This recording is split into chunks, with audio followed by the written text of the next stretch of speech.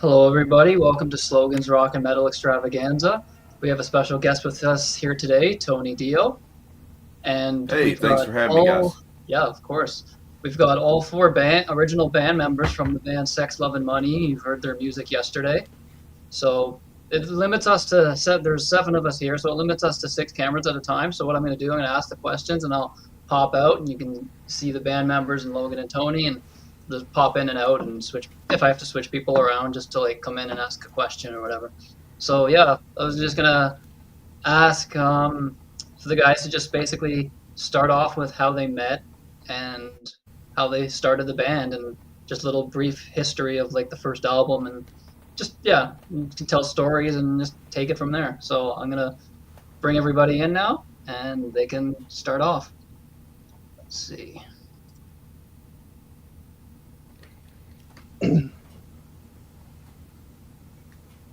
Voila. Hello. What's up? What's happening? What's going on, guys? Hello. So we have to figure out Nope, the timeline. There was a lot that happened. I know that Chuck, I met you through EMNR. You did some recording for a band I was in high school.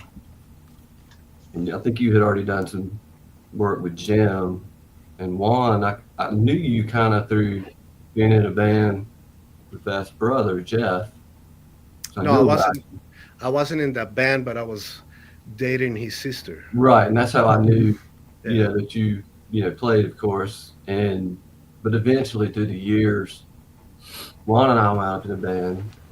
This was when I had stepped away from Slam for a little bit, and then since Juan and I had started playing, we had that relationship. And then Chuck called one day. It was like, let's get this thing rolling, back again. And so we talked about it, and it was like, well, let's bring Juan in, see if he wants to do it. And then that's kind of where that kicked off.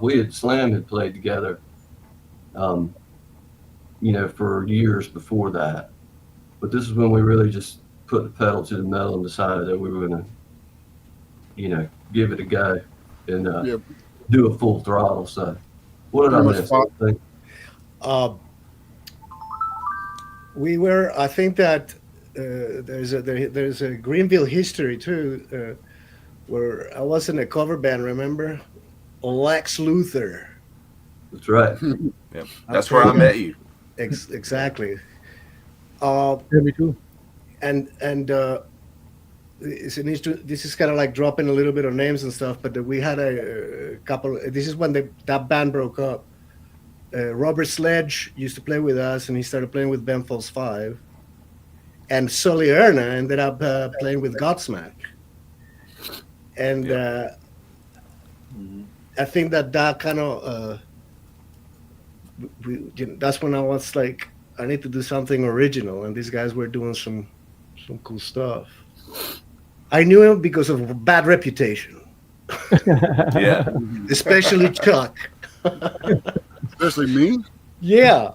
Yeah, I remember like 1986 is kind of that's when the name came about. We probably went through, I know Chamos, I spoke with you in 86, and then we went through maybe a dozen people. Then everything kind of fell apart. And then when Juan became available, when that thing fell apart, and then you guys are working together, maybe 88, 89.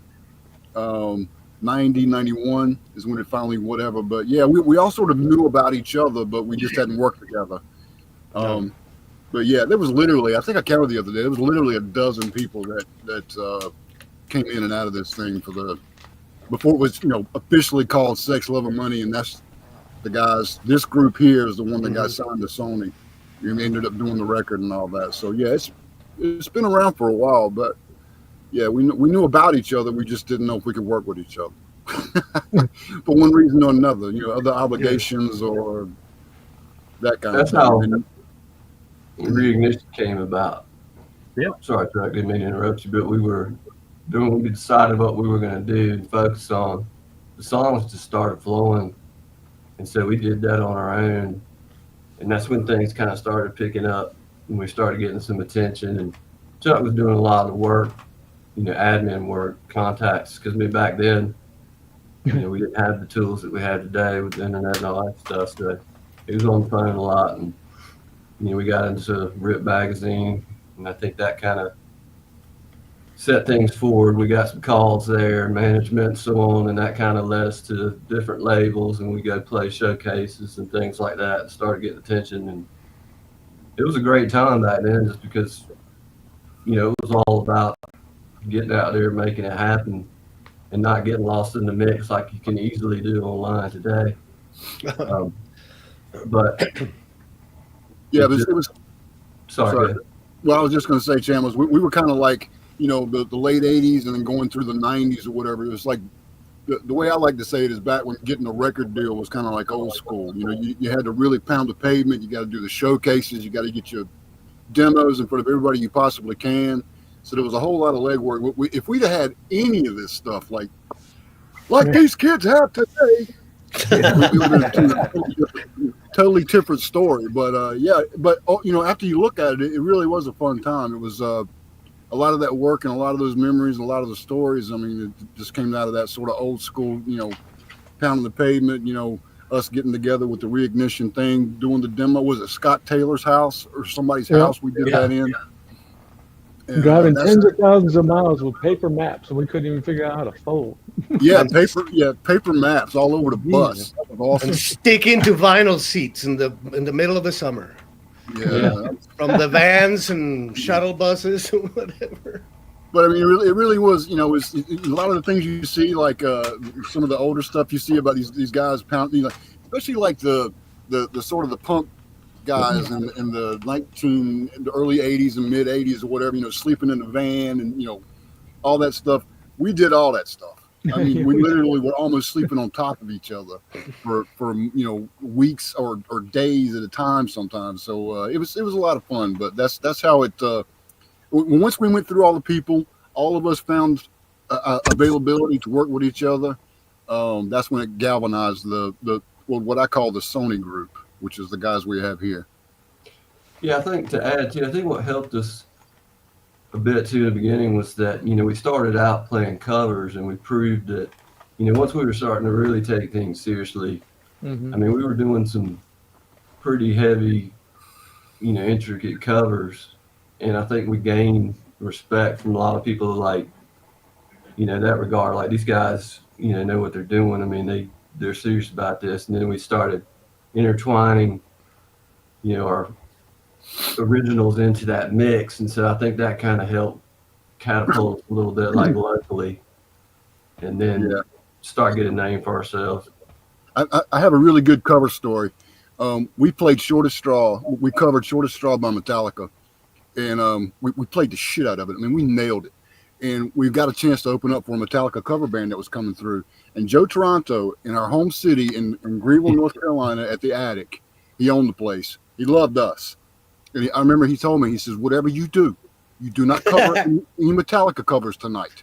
And I said, yeah, got it. Kind of obvious. Anyway, show kicks off. I'm in the groove, whatever. Crowd's awesome. I totally forget. And I call out Shortest Straw. And I forgot who started that. But anyway, we went into it. I've never pissed off a bar owner that bad in my life. That was literally not only just a bar owner in general, all up and down the East Coast, out west or whatever, but our home guy. But when you mentioned covers and playing covers well, I remember that just dawned on me. But yeah, we were pretty good at it. The Hole was pretty popular. Yeah, that was good too. But that was fun. I remember you guys always played ST, Pledge Your Allegiance. And I remember you guys doing a cover of that 80s song, A Million Miles Away. I can't remember who the band was originally that did it, but was it Goo Goo Dolls? Yeah, that was great. Originally. It was the Canal, was it, out of Chapel Hill? It was. I just remember it being a song from the 80s, and you guys covered it, and it was just like you put your own stamp on it. I always thought you guys should have recorded that cover because you did such a good job on it. It's funny because last night, I went back and listened to the playback from yesterday's shows. When y'all reviewed the music, and a lot of people were giving similarities to. There was a lot of funk reference in there, back off the Era album, Red Hot Chili Peppers, and we would do, I know we did a couple of their songs, So we were just kind of all over the place. We just did whatever we liked. Yeah, it was different, very different. Yeah, we did a heavy. Doing that. We did a heavy version of "Suck My Kiss," people like that. We did "Higher Ground," Chili Peppers, and then we would do 9 Inch Nails, and then we would do "Mandatory Suicide" by Slayer. Oh, that's right. Yeah. And it all worked. Yeah, I remember that. Yeah, I'm bored. I'm Yeah, bored. I We remember. get on board, yes. But the way we could pretty much. There was a time there we could pretty much play. I mean, we covered a Phil Collins song. I mean, there was a time there where we could pretty much do whatever we wanted, and it still sounded like us. And that's like John said, or that's when we started introducing our own stuff in there, and it worked out. Mm-hmm. Yeah, you definitely had a unique sound. I mean, nobody else in the whole scene sounded like Slam. And for people watching it, don't realize we called Sex, Love, and Money the initials Slam. That was just like what everybody called them, I remember a funny story watching Headbangers Ball one night, and there was a band that came out, you guys might remember, called Life, Sex, and Death. They had the homeless guy singing for them. And my friend said, I saw a Sex, Love, and Money video last night on Headbangers Ball. It didn't sound anything like what they sounded like when I saw them. I said, that's not the same band, man. That's Life, Sex, and Death. Yeah. Yeah. I have a Headbangers Ball story. We had Ricky Rocket, Adam Sandler at our wait a minute, what was his last name? Anyway, Adam Lind. Adam Curry. That's it. Adam Sandler. I don't know what the fuck I'm talking about. Anyway, Adam Lind. We had two video promoters on board. The record had just came out. We picked a single. We had that little thing on that movie on NBC or whatever. Yeah. Anyway, January 1994, we were set to roll on the domestic Headbangers Ball, and they canceled it in January 1994. So the month we were set to roll. Now it did roll in Brazil and South America. Yeah. And Transylvania. Yeah, like like our international sales were higher than our domestic sales, because the rest of the Headbangers Ball, they were like, okay, well, they canceled it kind of, but we're still going to roll some stuff. But yeah, that was our very bad Headbangers Ball story. It's like, yay, we're there, and no, you're not.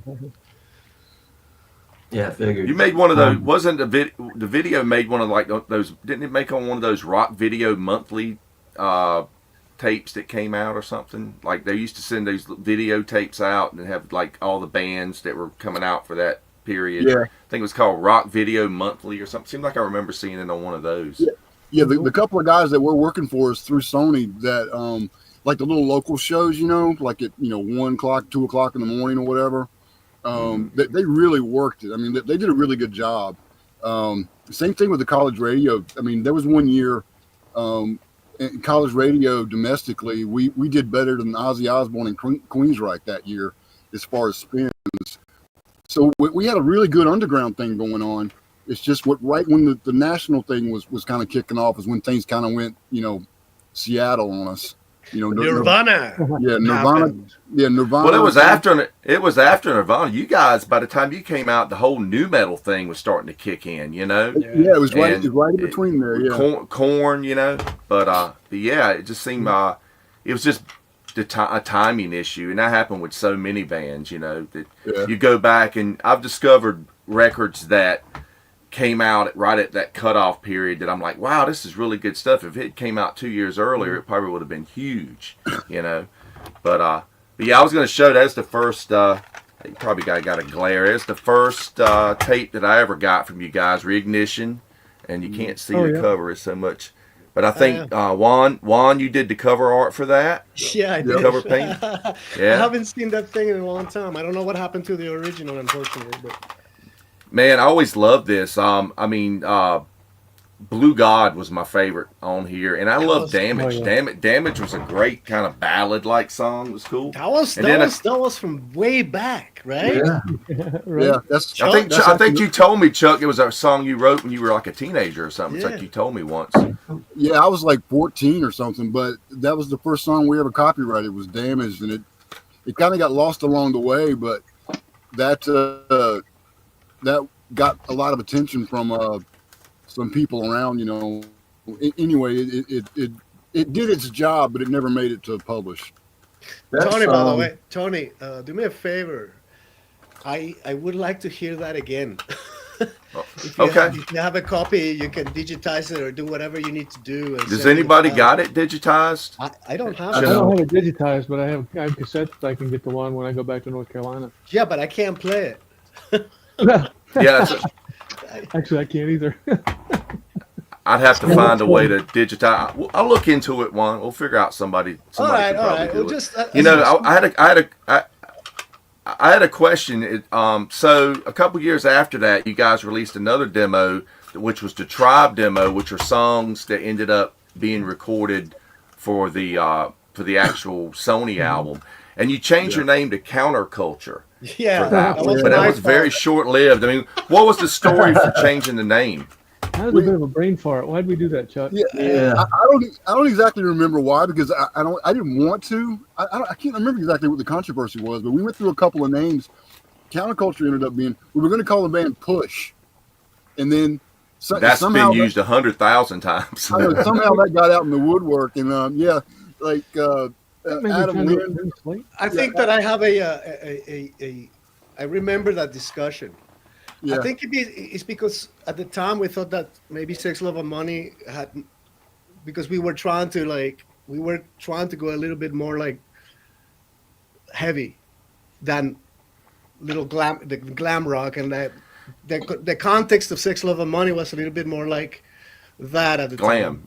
You're right. And I had the mistake of convincing everybody that Counterculture is good. And well, I think there was a push. Where did that push come from? Kudos on catching one of those. it was 280s or something. Anyway, I didn't like. Yeah, I think it was.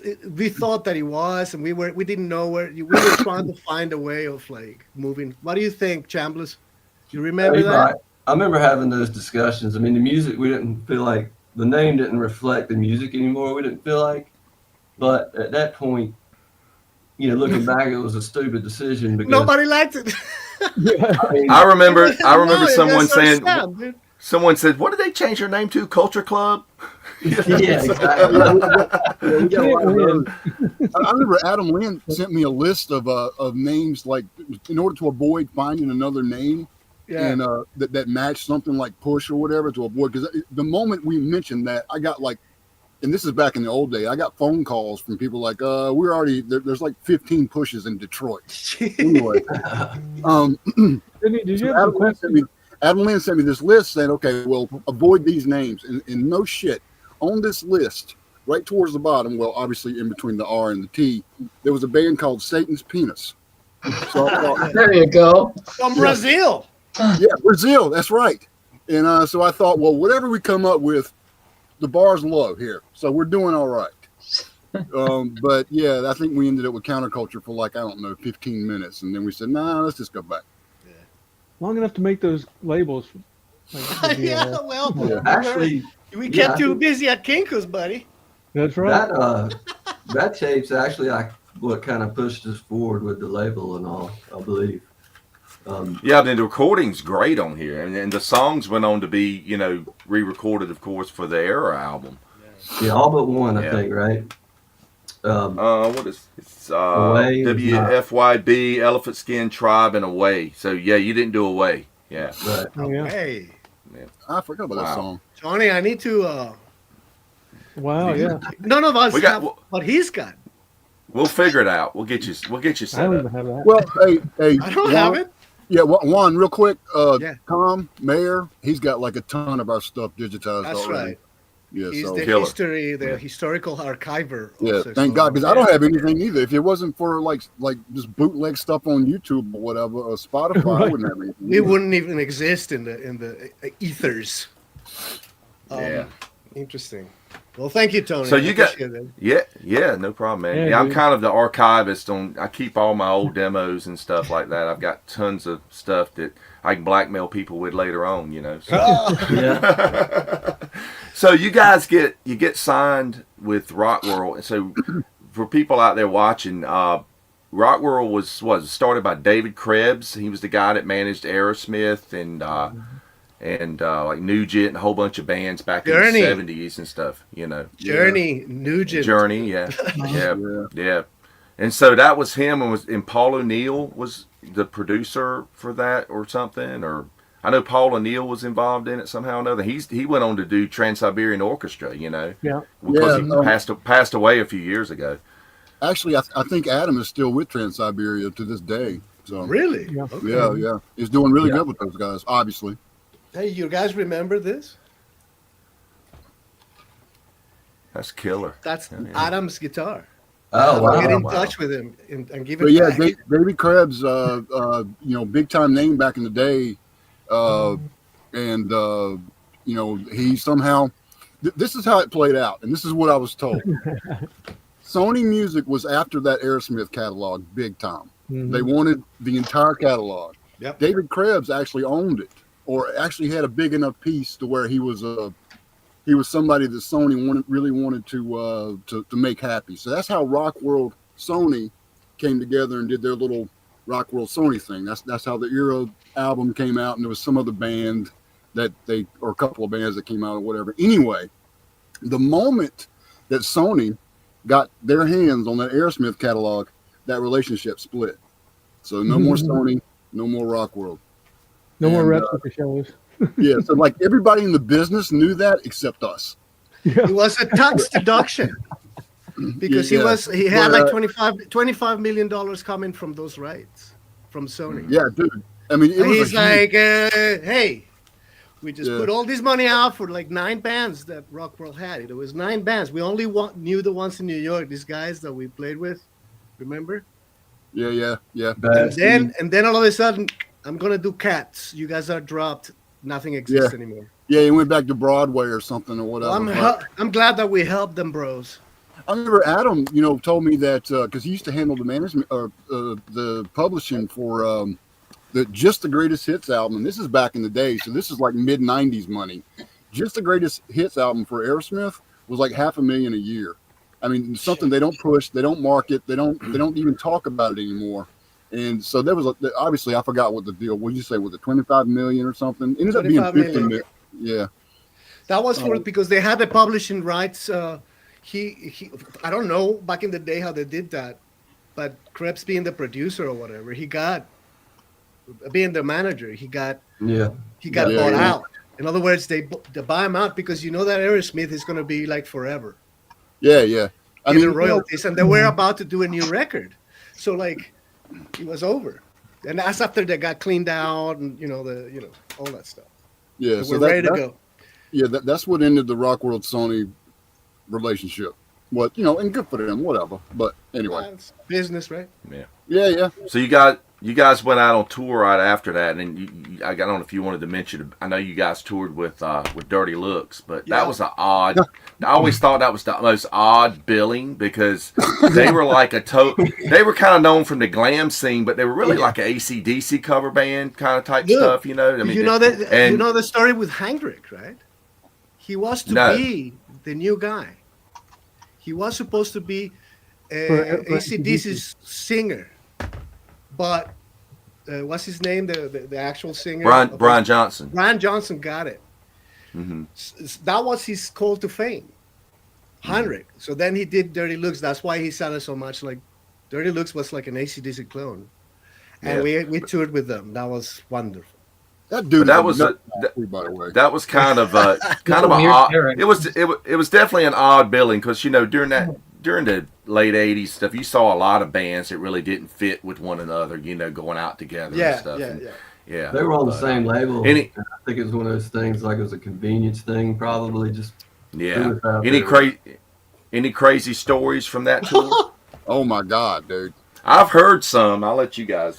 The thing is that nowadays we can't talk about stuff like that. Well, I mean, stuff within certain parameters, maybe. There was one thing where and I forgot which one of you guys was out there. I tried to stay away from it because it was already. I mean, like the first night we were out, the first show, it was already. You got this vibe where there's something weird going on over there, man. I don't know if whatever. You talking about Dirty Looks? Yeah. But there was one night where somebody walked backstage and Heinrich is sitting there with a shotgun and a fifth of Jack. Yep. like that. And so this is a combination that I don't know. It's not a good thing. So and that was almost, that was towards the beginning of the tour. And then at some point, the bus they had some deal where It was all Van Halen's got a bus or something. Anyway, they lost Yeah. their bus, or they had to turn their bus in like halfway through the tour. So they ended up just canceling shows, and we ended up headlining a few of the shows, like North Dakota and some other places or whatever. But El Paso, man. We're like we are headlining. Where's the fucking Dirty Luke's bus? Yeah, I mean, we were given very little information. We're headlining.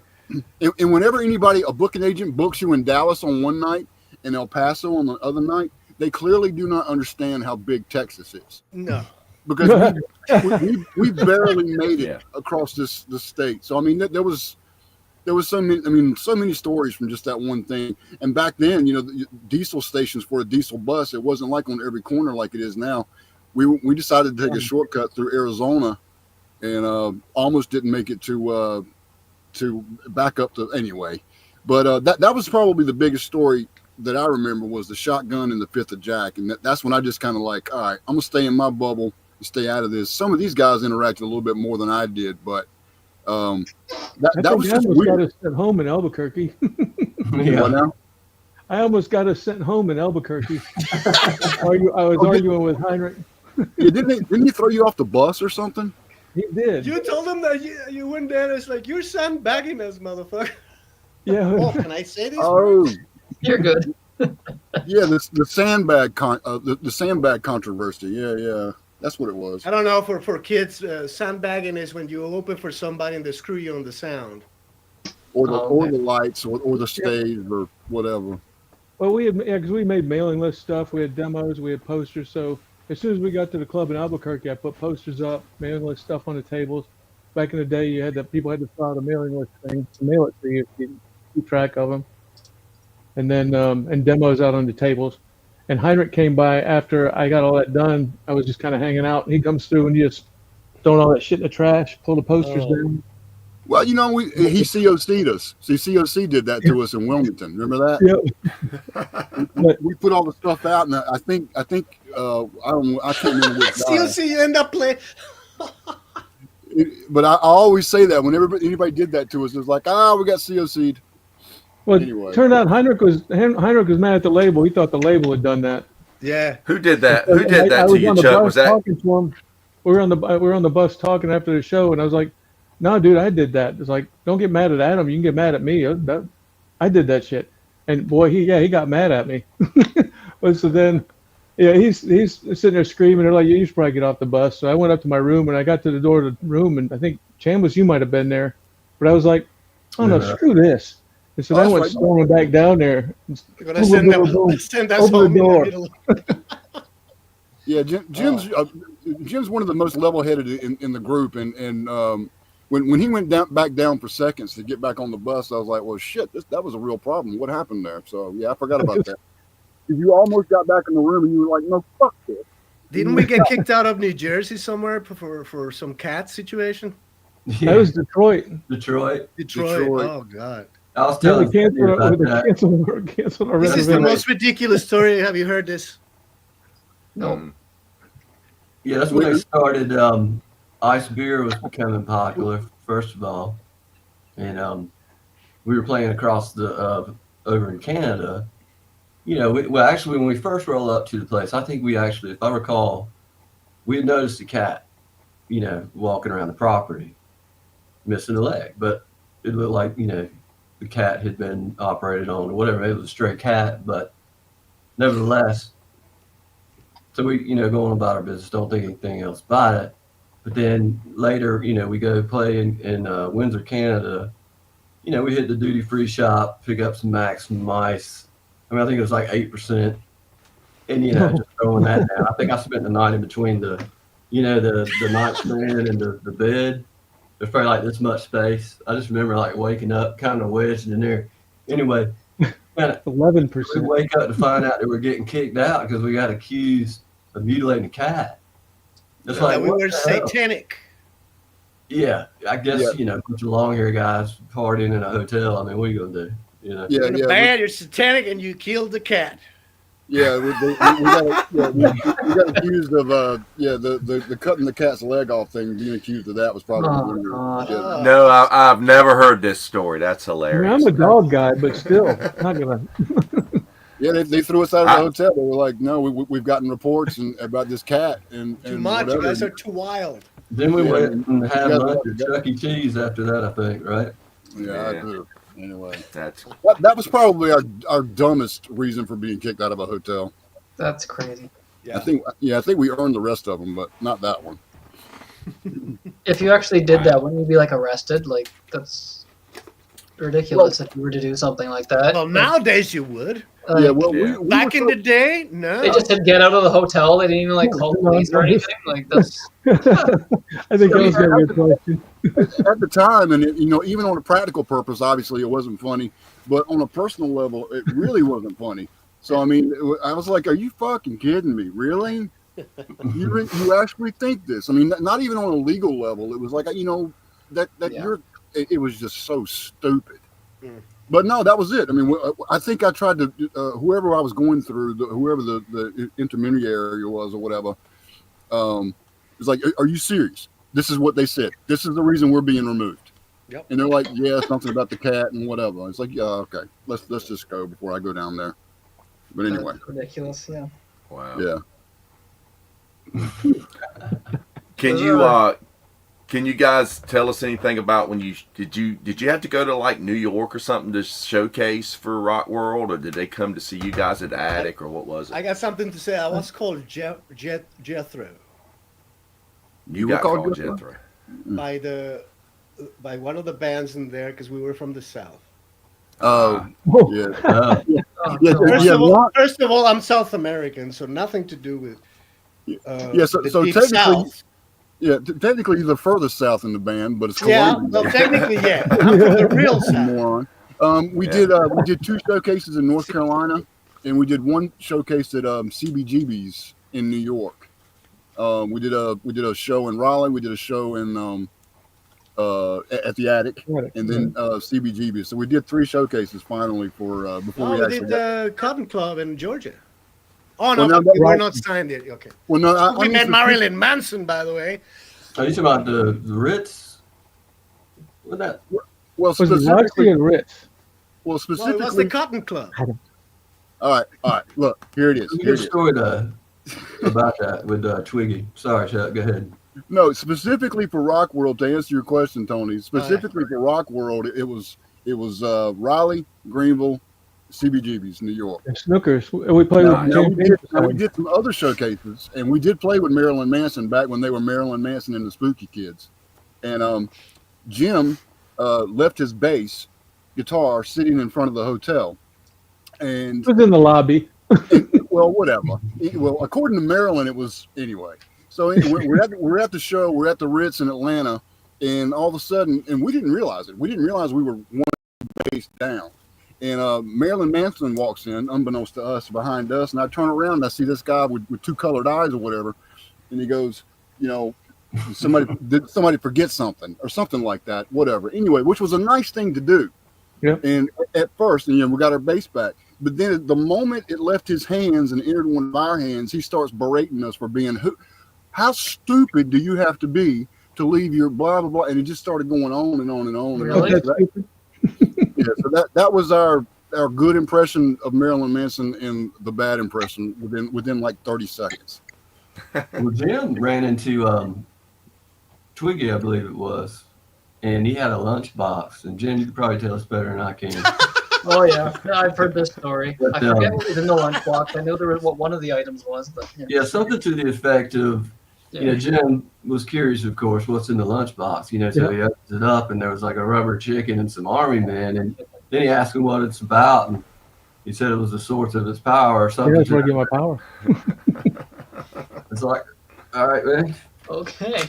And they got signed. Oh, Jordy. Chicken and army. So the exit very quietly. That was a fun show. That was a good show. That was really nice people. Oh, yeah. Good stuff. Good stories. So I wanted to ask about the album cover. Who did the album cover for this? I always thought that was the coolest thing, having the mask on the album cover. Yeah. How did that come about? Juan forgot to shave that day. This is funny.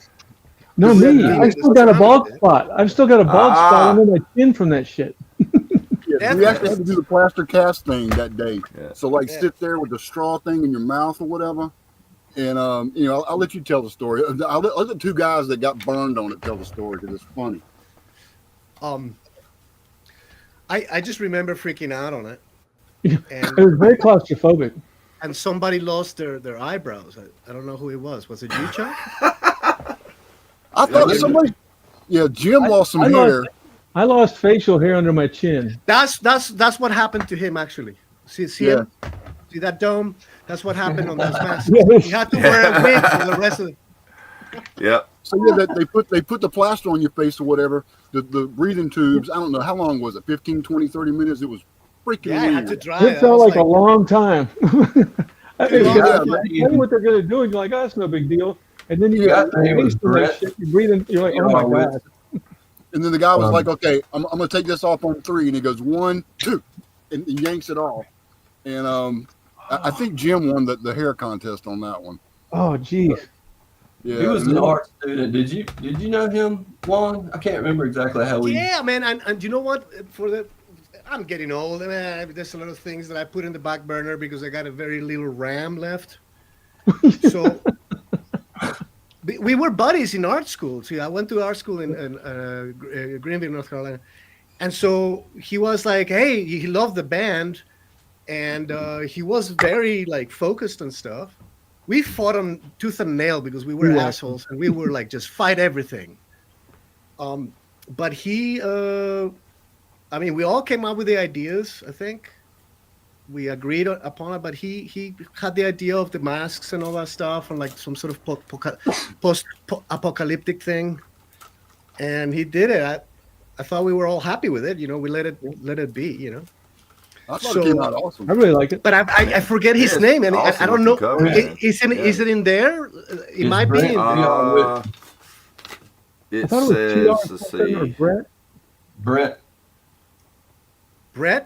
I think it's Brent T.R. Whitson, I believe. Okay. Brent T.R. Whitson is the name. Yeah. Okay. Yeah. Well, kudos to him. That's the guy.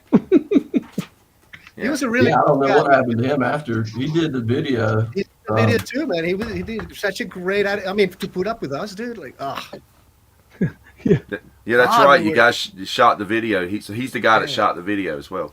Yeah. It's like, well, you're all done now. We got to cut the budget. There's a little sampler CD from a sampler cassette. From Era. Nice. Yeah, still got that. Bogota. So they did put quite a bunch of stuff out for you to promote the band. Man, they did. They put a lot of money. There was like $250,000 they put into us. Thank God that we didn't. It was not recoupable. It was interesting, actually, talking about some of the different things that we returned pennies on the dollar. Some of the things would happen throughout the cycle where we didn't know what was happening. Like, you just get word we were going to be on this compilation album that Dave Mustaine was narrating. So it was kind of funny to hear him, in his voice introduce us, and just little things like that would pop up. It was like, all right, cool. So there was a lot of stuff going on behind the scenes that we never really knew about, and we just find out. And if we had been able to keep that momentum and actually do the 4 albums that we were signed to do. Yeah. What happened. Was it 4 albums, Jeff? If we could have caught an Ozfest or something and traveled around the world, that would have helped. It was a 4-album deal. Yeah, the European tour thing. That's another story. That's what bummed me out, man. Well, see, Hendrix. This is another Hendrix story. He's the guy that punched out the manager that was supposed to be doing the European leg of that tour. Anyway, man. But so we're in between albums. We did the tour thing. We were doing our own little shows or whatever up and down the East Coast, and we're getting a per diem. We wrote the record. The record's done. We're in pre-production. We've already sent out stuff to the producers for the second album. It was a 5-record deal 4 full albums and then the EP. The EP made it to light, the Era Yep. thing, and then we were working on the first full album, and that's when the whole Aerosmith Sony thing blew up. But yeah, I was playing tennis every day because we'd already done all the pre-production stuff, and I suck at tennis, but I was getting paid to do absolutely nothing unless we had a show or something that came up that Adam, came out of nowhere and says, okay, well, this might, like that time we played New York. What was it? The Wave, that massive club in New York. Oh yeah. And remember, the guy from Kraut was supposed to be there, was going to sign my album. He never showed up anyway. But that was Staten Island, I think, wasn't it? Yeah. So we were on standby to do these little promotional things. I never heard the Dave Mustaine thing. I wonder how that sounded. Or here's some sex out of money. I don't know. Anyway, promotional stuff would come up like On that. that note, we would, can I take off for a second? Huh? Bathroom break. Yeah. You're good, Oh man. yeah. Is that go okay? ahead. Yeah, I got to pee too. There you go. Yeah, you got to talk amongst yourself. I got to pee also. All right. The oldest I in wanted to the get to some questions in the chat actually. Let's see. What do we got here? There's any one song that you enjoyed playing the most? Anyone? oh, Well, first song that comes to mind for me, Jim, would be probably either Era yeah, or Ludacris. yeah. We would always, most of the time, we would open the show with Ludacris. We used to use a Terminator theme to start the show out, and it worked really well, right? I would just count it off right on the last beat of that intro, and then we'd get right into Ludacris. Those are the first to pop to mind. I don't know how about you, Jim. Same here and now also, and then Tribe. Really like Oh, Tribe. yeah. Really, it's hard to pick a favorite, but Yeah. We weren't at it long enough to get sick of any of them. Was there ones that like really the crowd was really into? Like, was there a song that just the crowd would go nuts for, or? Era. Yeah, is that why I guess it's your favorite? Because that was like the crowd pleaser. maybe WFYB was another that was. I was going to say that. That was always one that would get a mosh pit going. High energy. Yeah. Now, when we played at the Boathouse in Myrtle Beach one time, when we were with that was with Jackal, and Oh, but okay. the place was packed. There's probably like 1,500 people, and doing WFYB, and there's probably like 300 people in the middle. Just everybody's grooving with that song. That was a Nice. really good feeling. Yeah, I had a lot of people say that WFIB was their favorite off of that. Mm-hmm. Oh yeah. The question was, what was your favorite song to play? Yeah. Right. Era. It was what? All you are all on the same page on that one. Yeah. Let's see if one's gonna break the tie. Someone was asking in the chat. Oops. One. So someone was asking in the chat. Everyone gave the same answer so far. So it was favorite song to play live. Tribe. Oh, there you go. He broke it. He broke it. They all said Era. I said Tribe as well. And Tribe as well. Yeah. No, I Tribe. forgot that was of course. Yeah. That's actually No, but the I one- enjoy. I think they were both great. I just forgot about Era because Tribe was the one that Chuck played piano on. Okay. Oh, you play piano. Yeah. Okay. That's interesting. Nice. We wanted to do Era as the single, but then the label kind of pushed us to do Here and Now because they were looking at it, It's from the funkier, yeah. perspective of Yeah. No, I think Era is it's a quintessential like anthem. Oh yeah. song. That the riff, Chuck would always come up with this kind of like monumental things in the guitar. That's what I love about Hmm. So Chuck. Who did Then the he started riff? doing pirate shit, and I just don't understand it anymore. So who did I know you both play guitar. So did Chuck do mostly the rhythm and you did the leads, or did you duel back and forth, or how did No, that we work? did it live. Era was all like we just did it live. Yeah. So There's no overdubs. We're like the leads. No, I mean like who did the rhythm? Like were you? Because you both played guitar, right? Did you both do solos, or did you just kind of go back and forth, or? No, No, I no, mean, no. Rhythm was Chuck would do certain fields where I was doing the heavy rhythm, and then vice versa. And he would do like we were like that as far as that goes. And then of course he would comp for me when I was doing leads and stuff. Yeah, I'm 100% punk background. I don't do leads. We don't know. So that's all the leads. That's Swan. So Okay. But yeah, we were both rhythm. I mean, on the records, all that stuff. Now in the new record, I think that it was kind of a mixed bag, right? We both we did. Chalk was mainly that scooped sound, like that cool, and I would do little fills on top of it and the leads. Some of it was just, like I did most of the guitars on some other stuff, but it was kind of a mixed bag. I think Chan was. You probably, because I know that, you ended up kind of producing the last record. So yeah. I think you took a little bit of everybody's on that. I mean, that last record was a lot different than what we did with Era. Because Era, like Juan said, that was pretty much live. I mean, all the rhythm stuff and all that. I mean, we would go back and dub mistakes or whatever. But yeah, we all did a little bit of everything on that album just because we kind of came into it. We had a different approach. We had the songs written, but individually, and so we kind of pass those around and let everybody add their flavor and sprinkle the thing that they do onto it and turn it into a slam, song. Yeah. Even just trade it off basically. Even on the vocals, I came in and Juan had done his songs and Chambers had done vocals on his songs, and I came in and I was like, I guess the thought was, or maybe a possibility was that I was going to come back in and do all the vocals. Those. Yeah, and when I heard the vocals that were there, I was like, I'm not redoing that. No way. As good as it is, it's perfect.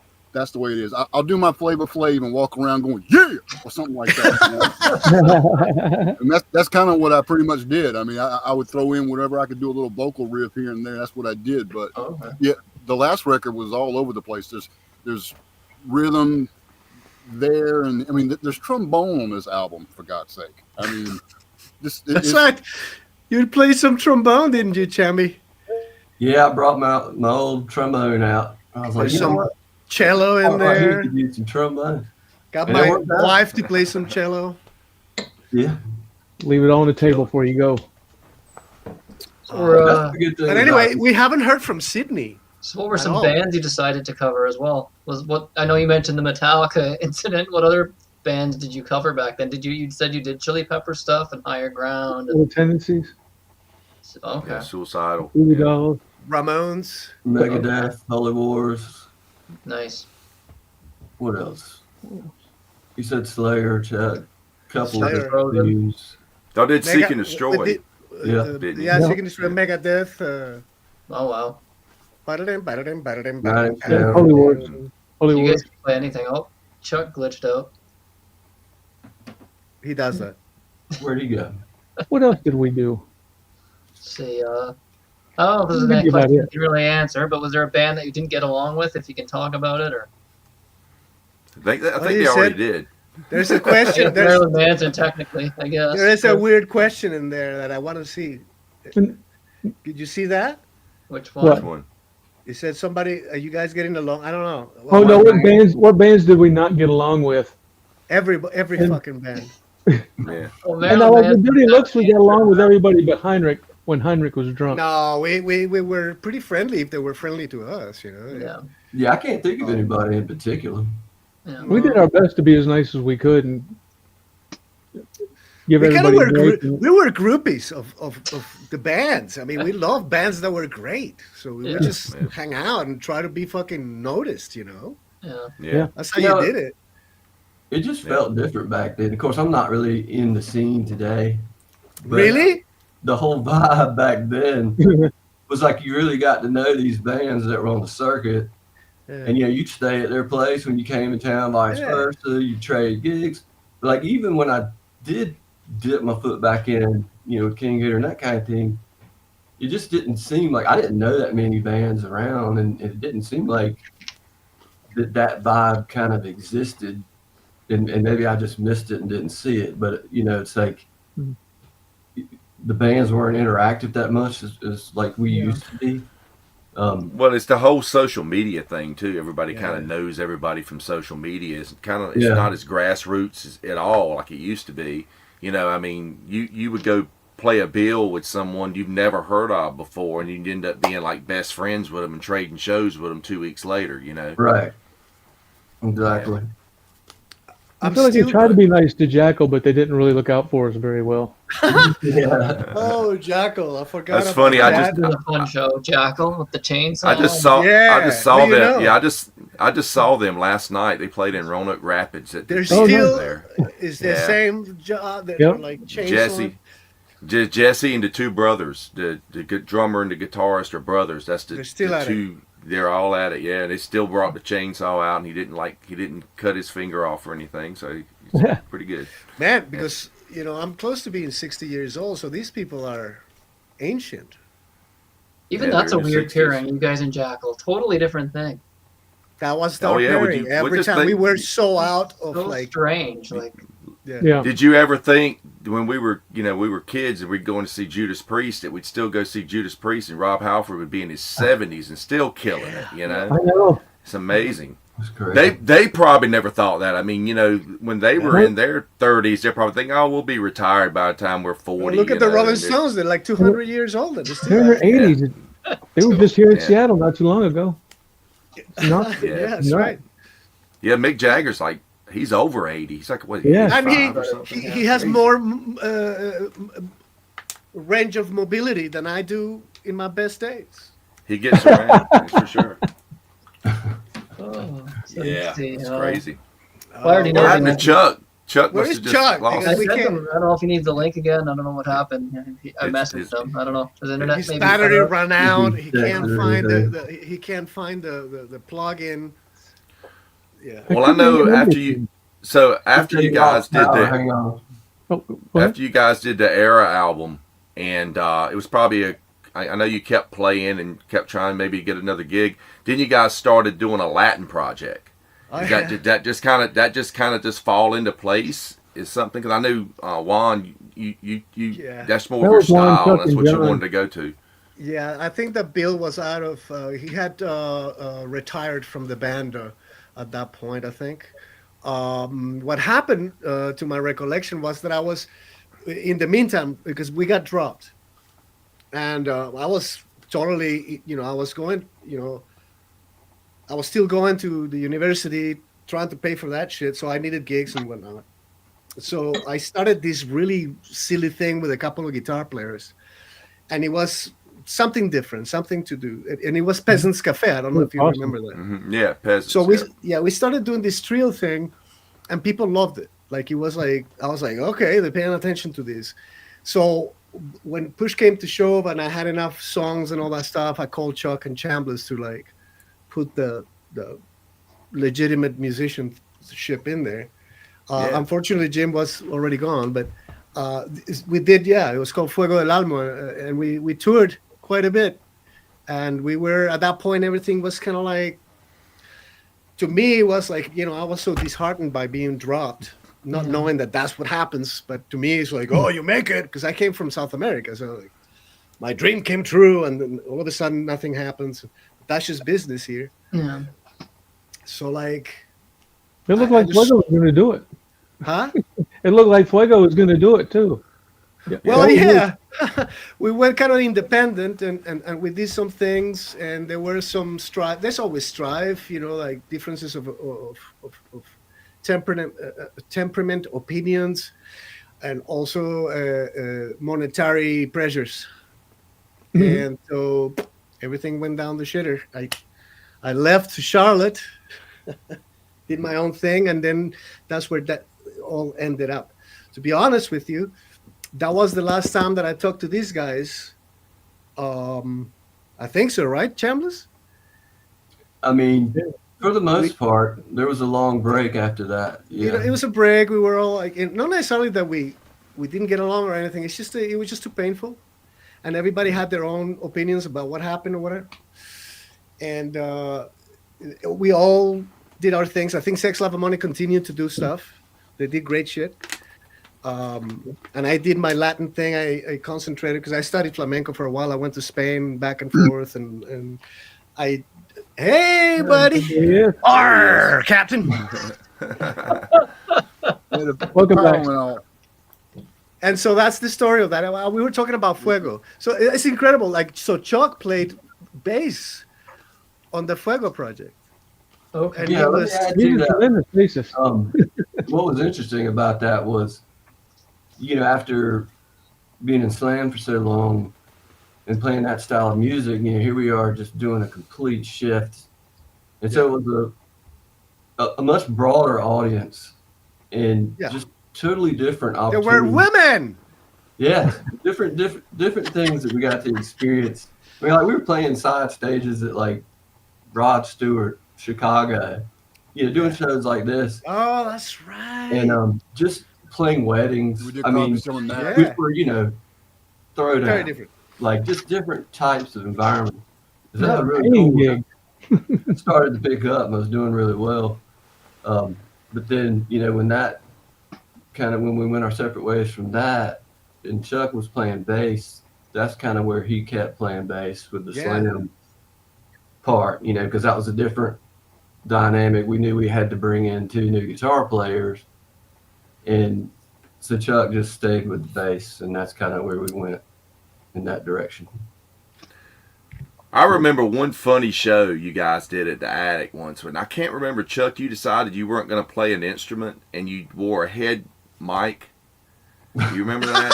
Yes. Chuck was on I remember stage that one. and he didn't know what to do with his hands because he's used to playing guitar and it's like he needs a mic stand. I guess he didn't want to rock it like David Coverdale or something. So you were putting your hands in your pockets. I remember talking to you after the show. I said, dude, you got to find something to hang on to or something. Was that we're still together? I think he just was doing something. Was it with me still? Yeah, I think so. And didn't you? Was that when you wore that funny hat? I just remember you wearing a headphone mic. Story. I don't remember. Yeah, something went wrong here. What was the story again? Was that with Dwayne? What was the story? That might have been Dwayne. It may have been Maxwell. Dwayne. Yeah, but I just remember we're losing Chuck again. I don't know if he can.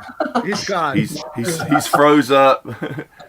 It's like the new album cover. Let's all do it. There it is.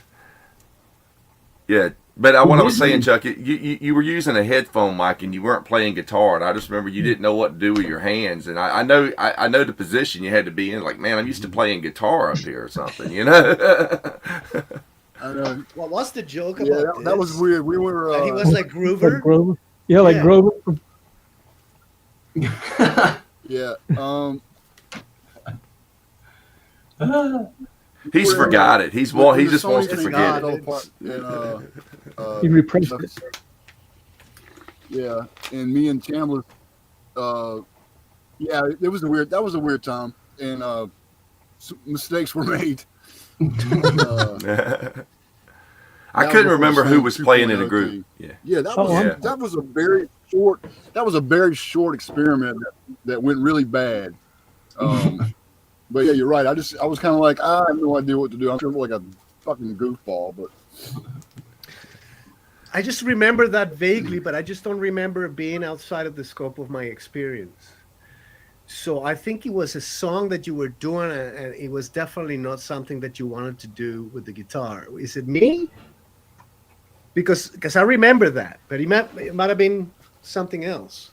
Maybe it was before me or after me. The only time I remember using headsets was prior to you, Juan. Brian, when he was playing with us. Dana. Okay. I remember that. Yeah, again, it was that weird time after the Sony thing, because that's when the rage kind of kicked in, because after everything we had kind of gone through. When it kicked in, really, it just kicked in. Yeah. Who knows? Anyway, Wasn't it always there? When we went, I went like seriously out to left field of the keyboards, and we started doing some other 9 Inch Nails kind of stuff. We started doing Wish. We had a song that had 2 basses on it, and it was just a weird, like, just pure chaos after the Sony thing fell apart. And, Yeah, you remember Okay, I wasn't in. I wasn't there. yeah. That one night in the attic with the sequencer got off, and I was like, "Oh God, here we go!" And the keyboard. Yeah. It was like the what's the girl's name on Saturday Night Live with the Simpson, where you, like everything goes wrong and you just kind of dance off the stage. Oh, Jessica, Ashley Simpson. Yeah. Yes. Yeah. Yeah. It was Yeah. just like that. It was like Milli Vanilli. It was like you just look at each other and go, I don't know. Look, can we die? I mean, we could do it on stage. You know, if I run really hard into the drums, maybe we just set them on fire. I don't know.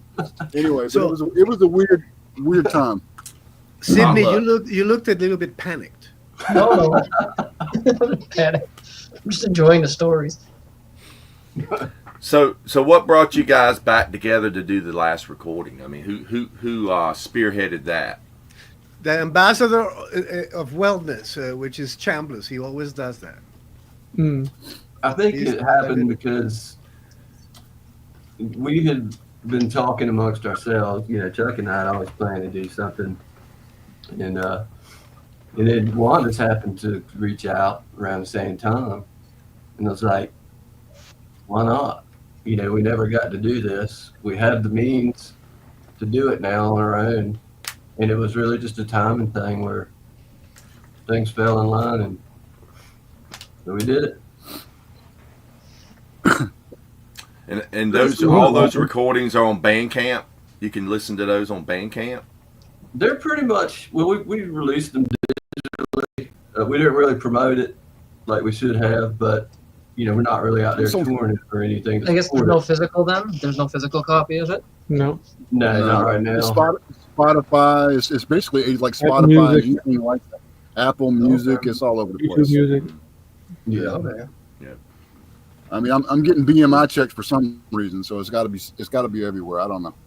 Okay. Well, that might still be the video that was on the NBC show. Yeah, I'm not getting any I'm not getting any BMI checks. royalty checks. What's the story with that? John? You had a video that was shown on a NBC TV show.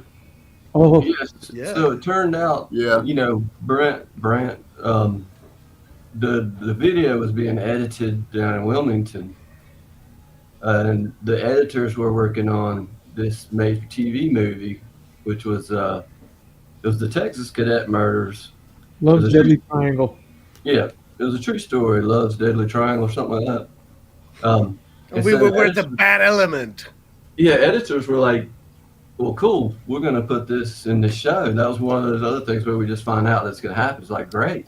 And then Thank you, Logan. Yep, thank you, Logan. Appreciate it. we get the first check, and it's like, well, damn. It's like, if we could get more of this, you know, because money relative, you know, from TV, you know, motion picture versus what you get, you know, the music industry is a lot different. Oh yeah.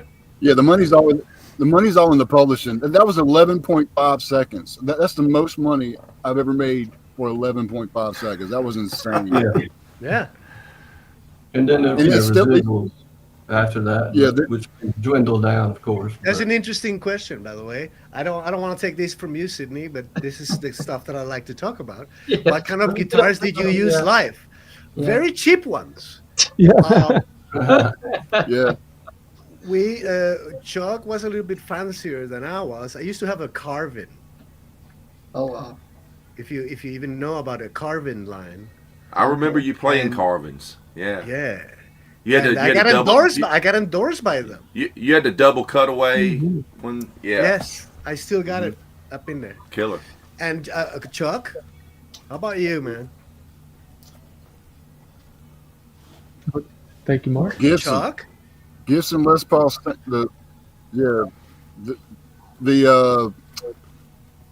Gibson Les Paul Studio, whatever that was. Yeah. It weighs about 147 pounds. Yeah. What guitar was that where you had the quarters in the back of it, like holding the bridge up or something? You remember that? That was a Washburn piece of crap that he had for like. Oh, years. what? Yeah.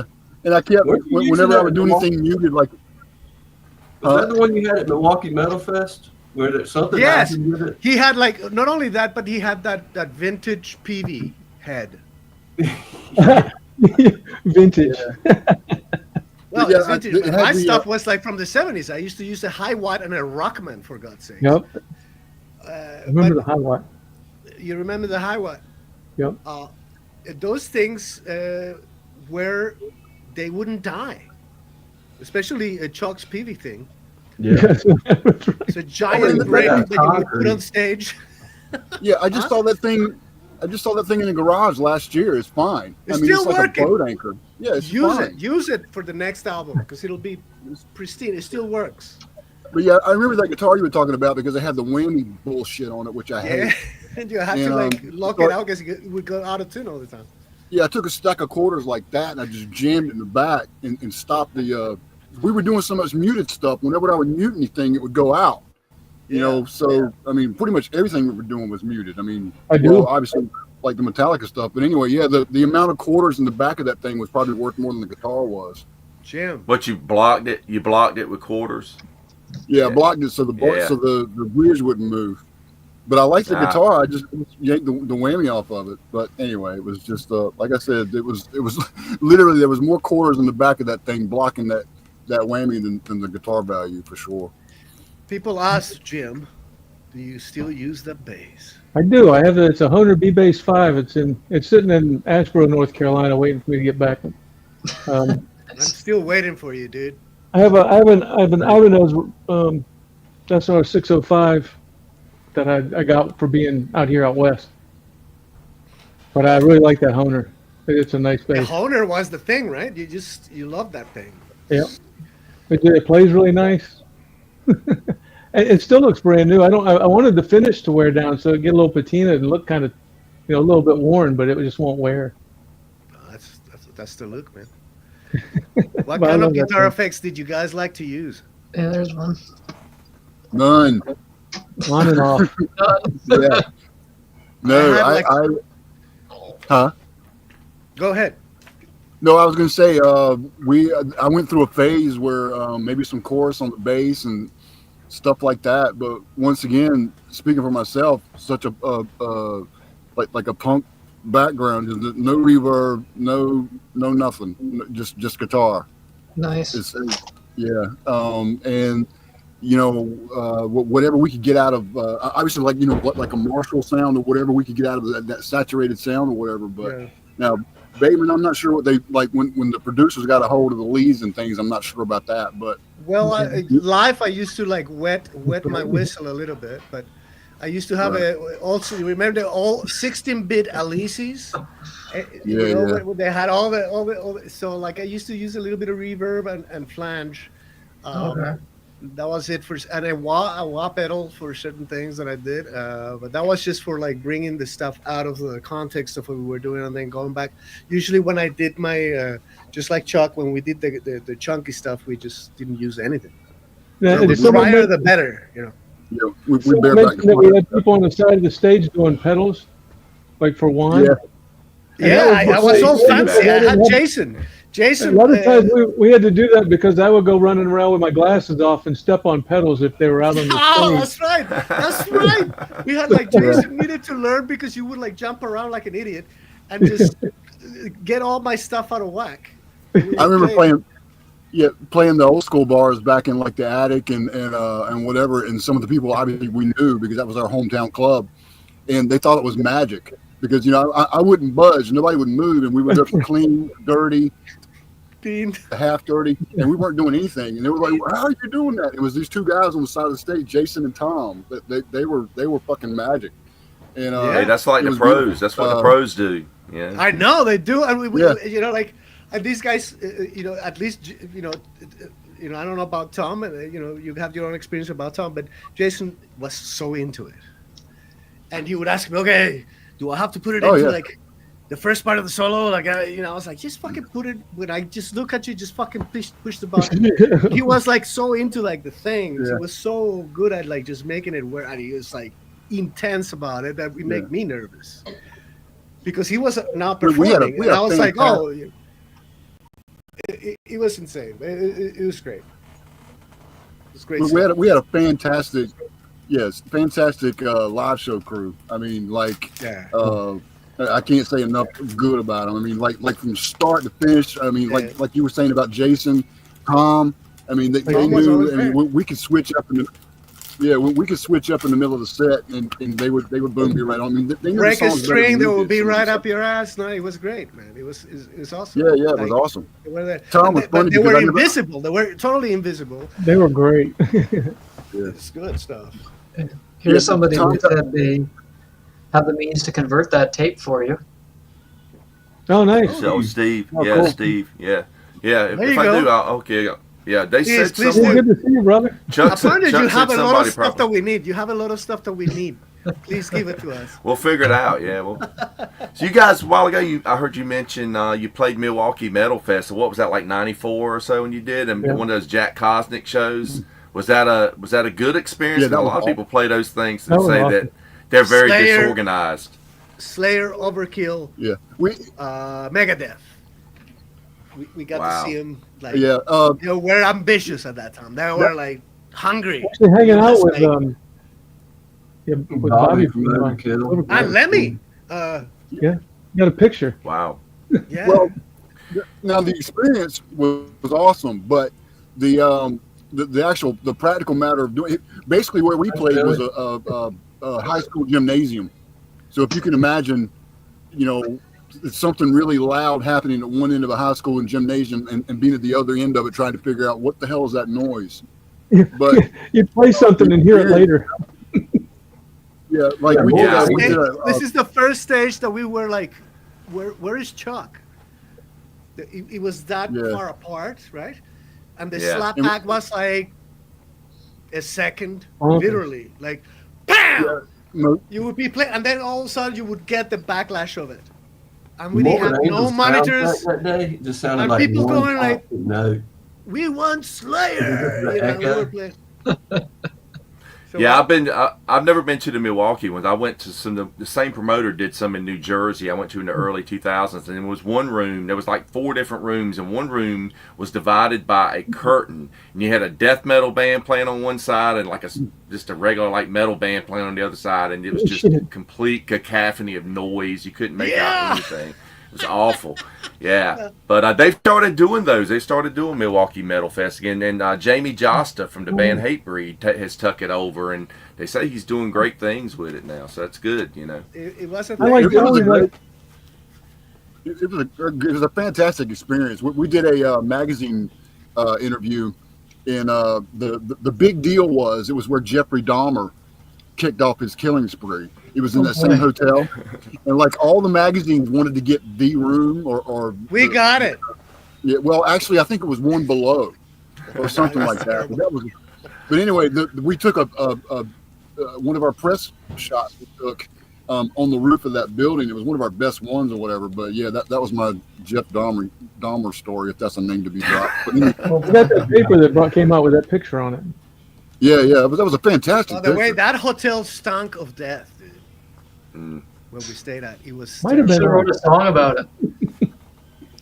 Anyway, I Anyway. hope we don't name the name of the hotel, but that was a horrible Hey, hotel. there's a couple of questions up here. I saw one about influences, and there was one about the biggest crowd.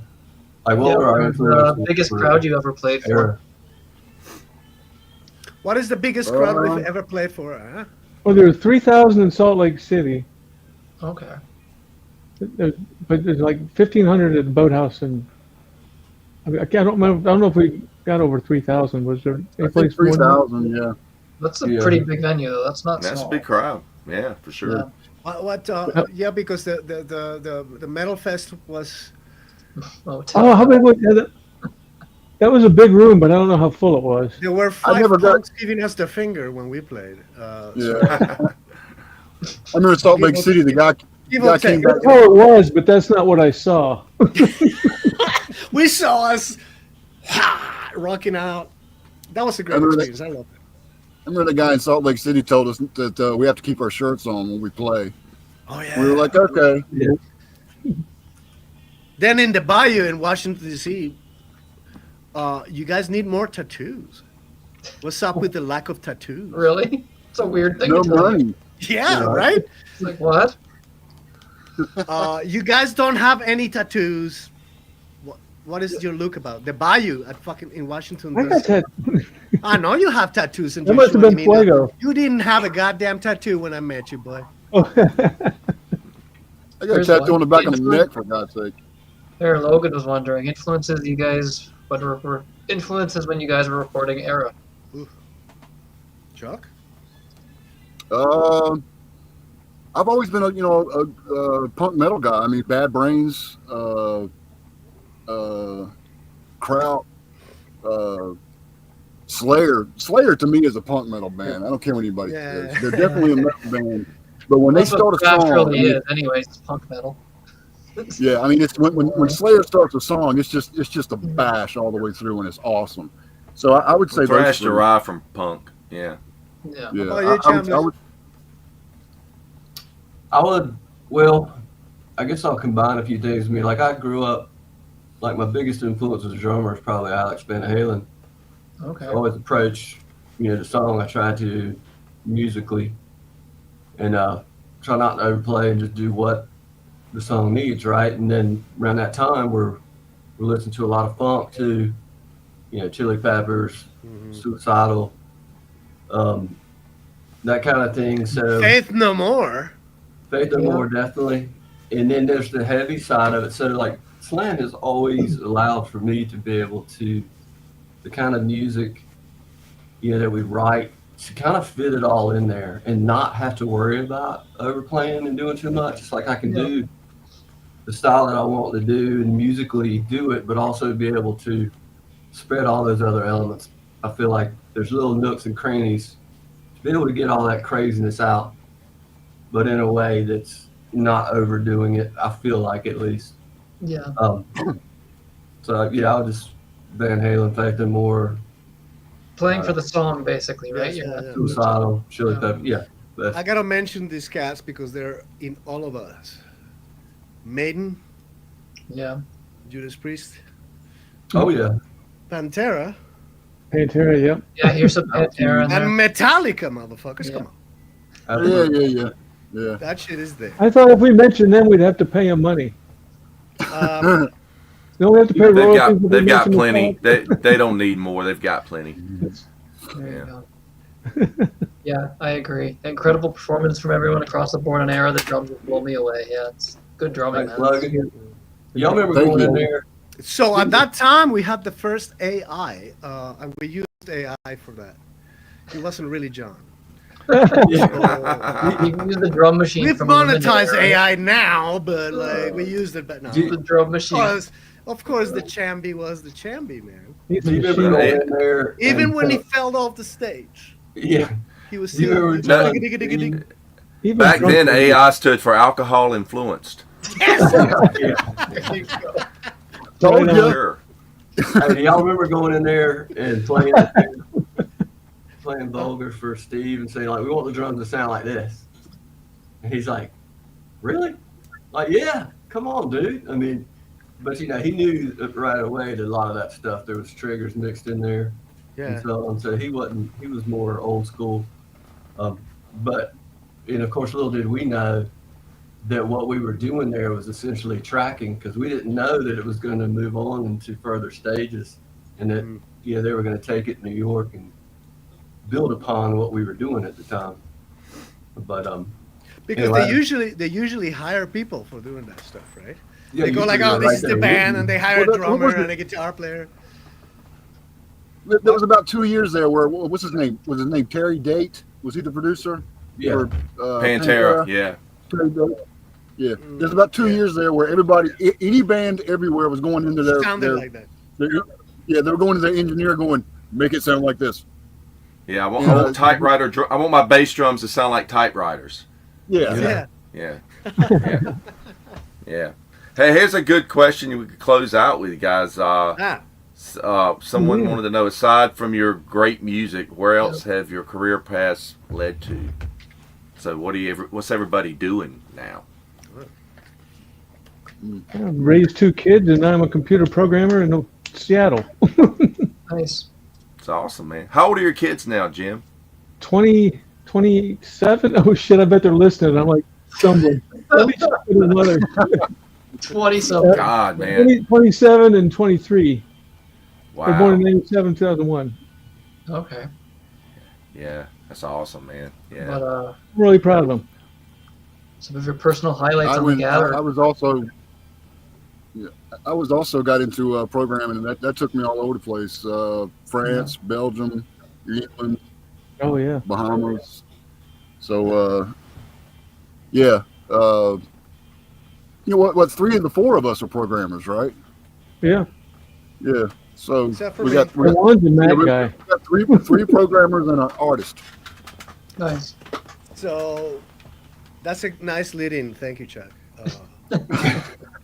I've been an illustrator and painter for a long time, and I also have a little studio, so I do like production for movies, like independent movies, and because I play Latin music, I get a lot of little niche things, and I play flamenco music, so I do that. Nice. And it does not pay the bills, but I keep on doing it. And yeah, that's about That's it. good 'cause you're really good at it. No, I know thank you.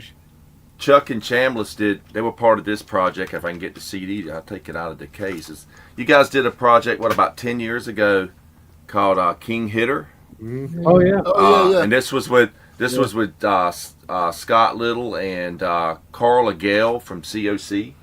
Carl was in COC on the Blind album. What a great record this was, man! It's it's a shame that didn't take off, man, because I think it's the next best thing to Blind from COC, man. It sounds so good. Appreciate it, man. Yep, you're right. Yeah. Oh wow, Such a good record. Yeah, yeah.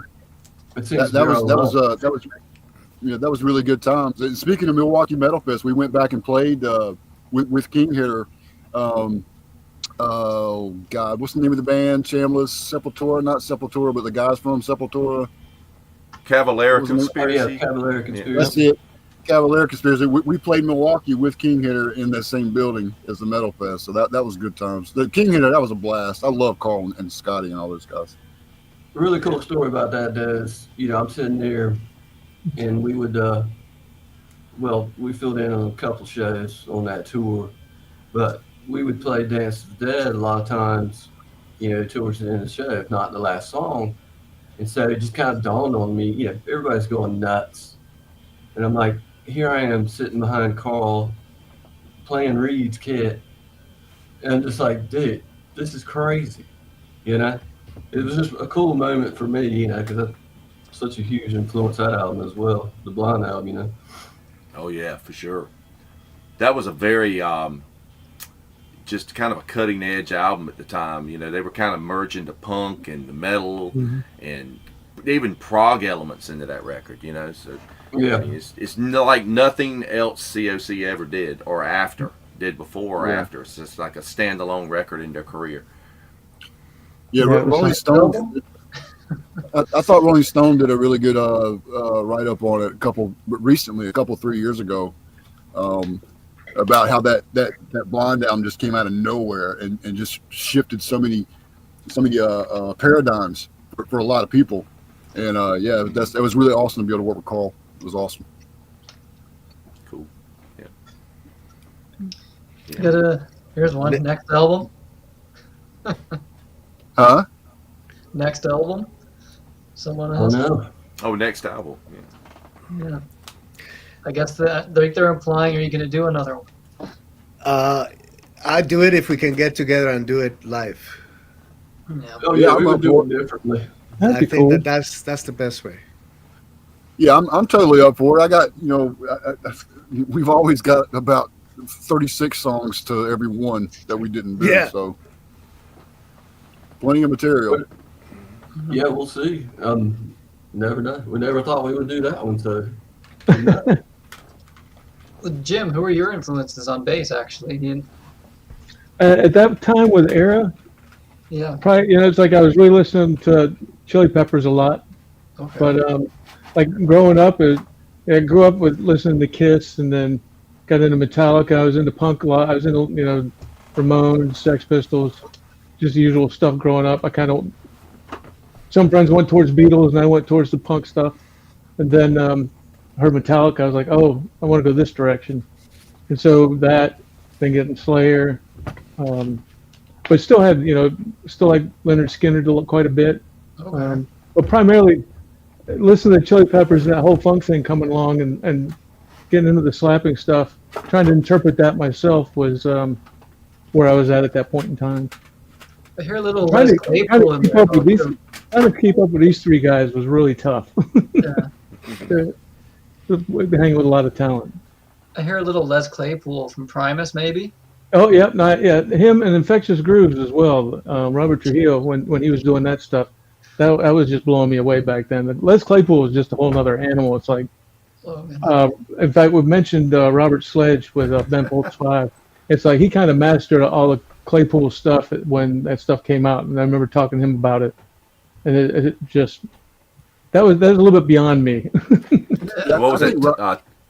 Toxic Popsicle, man. That was like exactly. That was like almost at Primus at the same time, Exactly. Yeah. I think Robert Sledge is one of the most underrated bass players on the planet, man. I mean, that Toxic Popsicle stuff. I mean, that was crazy. I concur. Yep. Yeah, that was absolute brilliance. Was this true, Jim? You wore a sock only on stage, just like That is not true.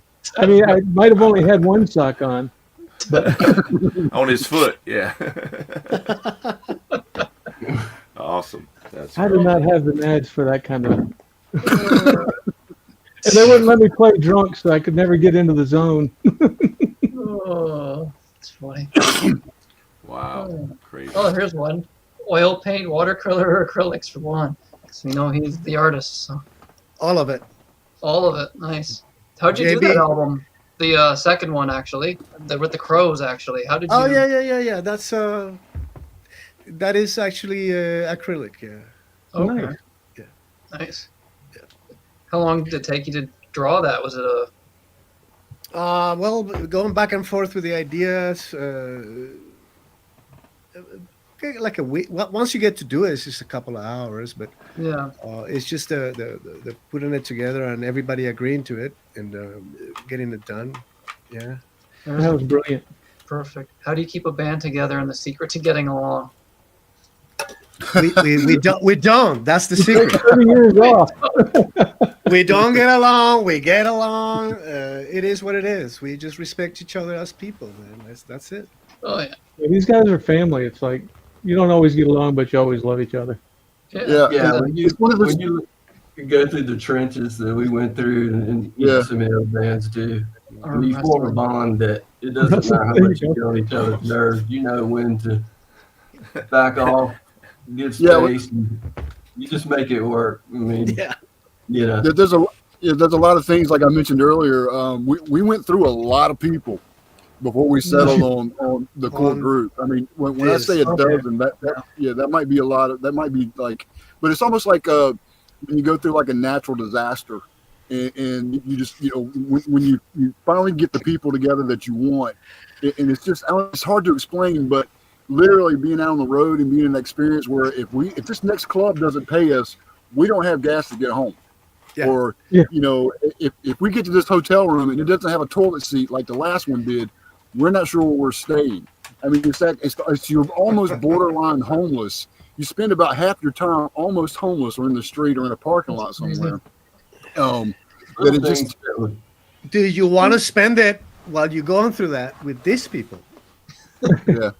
That's the main thing. Because that can make you you kill hungry, somebody. but you're never sober. I don't know how that worked. Well, there was never a complaint about any of the side stuff. It was always as long as we made it to the show. What do we got to do to get to the next show? So it's just a different experience that a lot of people will never have when you go through it, and that kind of a bunch of bullshit that people go through and they split up and whatever, go to separate ways. We kind of went through it a different way because we went through so much bullshit together that it just a lot of the superficial stuff just never mattered to us. So it was us against the world, kind of. That's what Tribe is about, is it not? Yeah, that's pretty much Tribe. That was the whole concept of that. Yes. Yeah. Remember, it just made me think about in the moments in between, the tension, could just be intense at times. We're late, we're all packed in the van, we're trying to get to Atlanta. something, I don't remember why we took the exit, but Chuck, he's ill. He reaches up to the rearview mirror to adjust it, and it just falls off. Yeah. And everybody just loses it. I mean, just things like that. We have to laugh at ourselves because, I mean, we're in this van that's probably about to fall apart. We're late to the gig. We're all ill as hell. Chuck was saying, leave him alone, leave him alone. So I was trying to videotape him through the rearview mirror, and that's why he went to adjust it. It's just like, that's perfect. Come on. I mean, you gotta laugh at that. How they used to say in the 90s, you had to be there. Yeah. Yeah. It's just like I said, it's an experience a lot of people will never get a chance to go through with anybody. But yeah, sometimes like that example with the mirror or whatever, there's so much focus, rage, and everything is falling apart. And at some point, something's going to happen where everybody's going to laugh about it right now. And that was one of those things. So it's like you can't do anything. You can't cry about it. You can't fix it. So just laugh about it and you just carry on. So you got to laugh at yourself and learn how to make others laugh, like when you can tell somebody's all worked up. Yeah.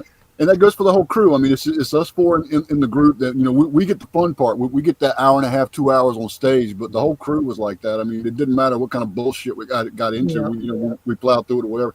And that the friends you make doing stuff like that, you won't make any other kind of friends like that.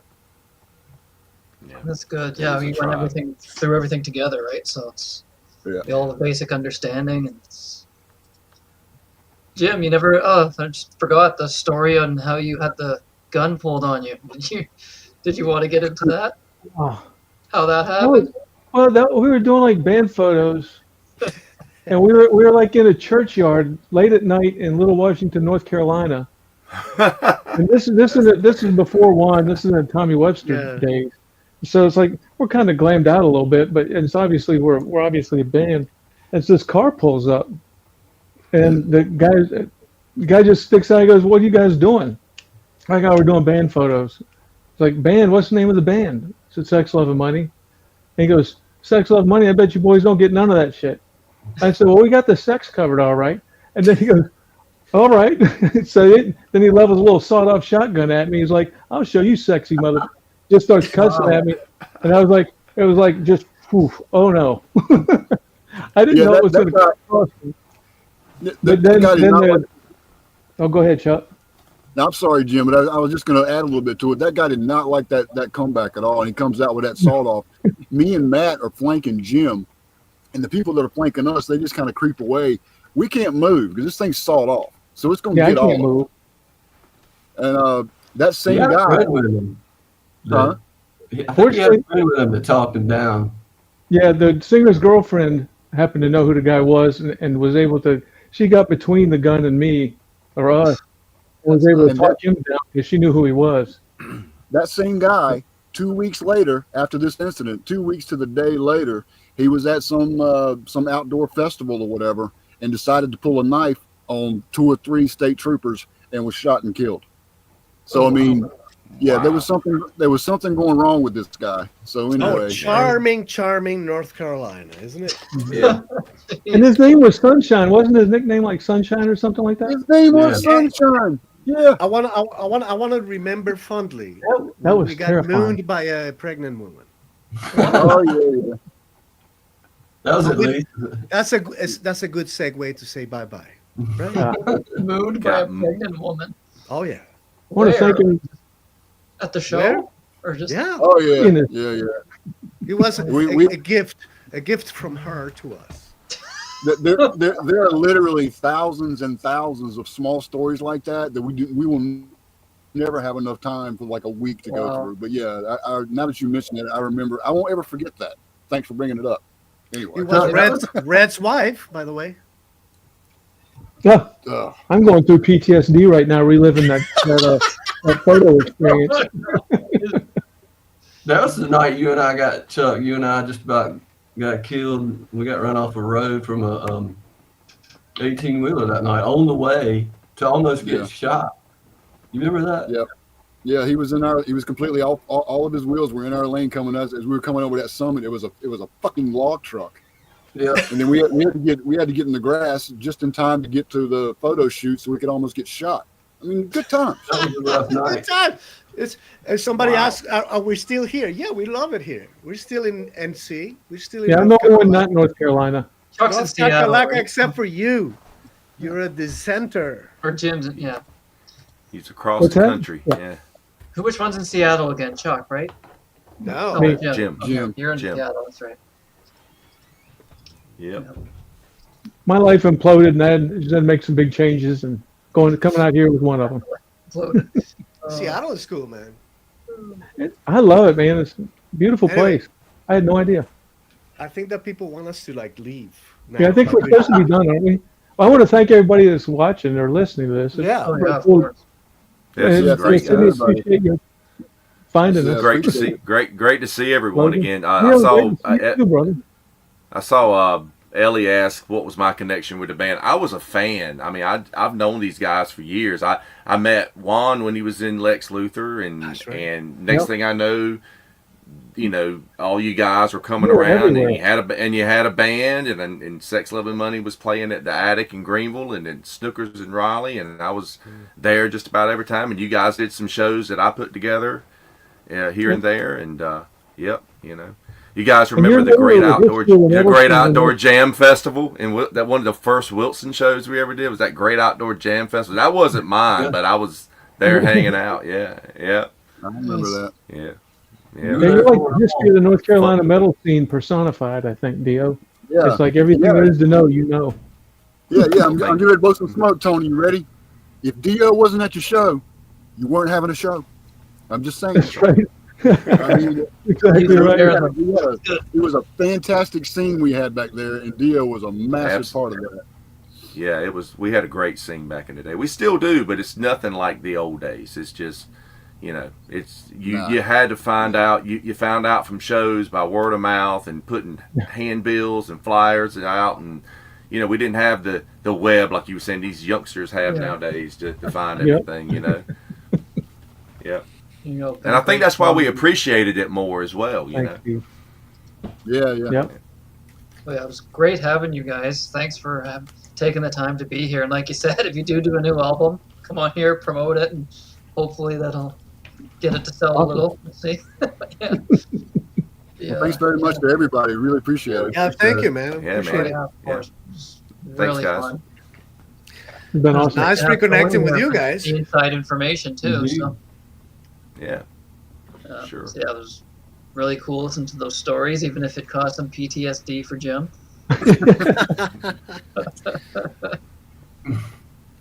Yeah, so yeah, I'd like to thank everybody for watching. Thank Tony Dio, our special guest, and of course the whole band, Juan, Chuck, John, and Jim. So yeah, see everybody later, and Yep. thanks for watching. All right. Thanks, guys. Have a good one, guys.